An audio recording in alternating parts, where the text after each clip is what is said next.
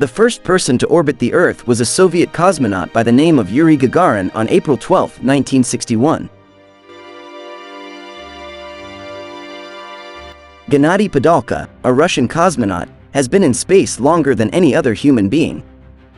Over the course of 5 missions, he spent 879 days in space and flew on both the Russian space station, Mir, and the ISS.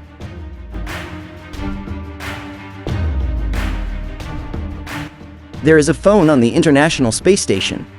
Tim Peake, a British astronaut, utilized it in 2015 but dialed the incorrect number.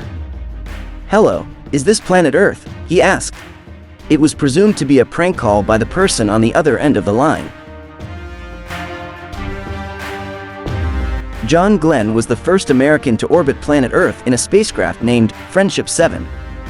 At the time of this accomplishment, he was 40 years old. In 1998, John Glenn hopped onto the Space Shuttle Discovery and became the oldest person to orbit the Earth at age 77.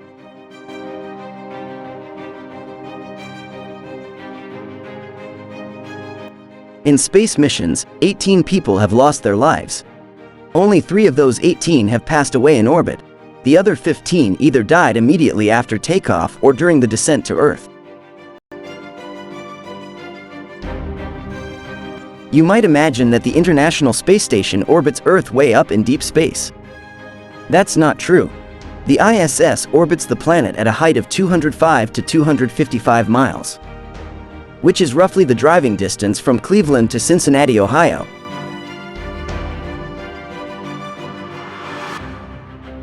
The ISS orbits the globe in just over 90 minutes while traveling at a speed of more than 17,000 miles per hour. That means every 90 minutes the astronauts experience a sunrise and in between witness just as many sunsets.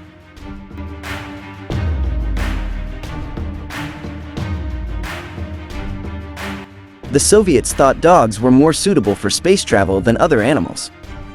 They could survive prolonged periods of inactivity in confined spaces. Even today, a requirement for all space travelers.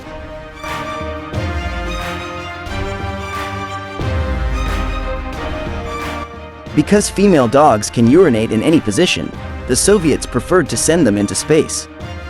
They rounded up small, female stray dogs from the streets of Moscow and brought them to a research center for training.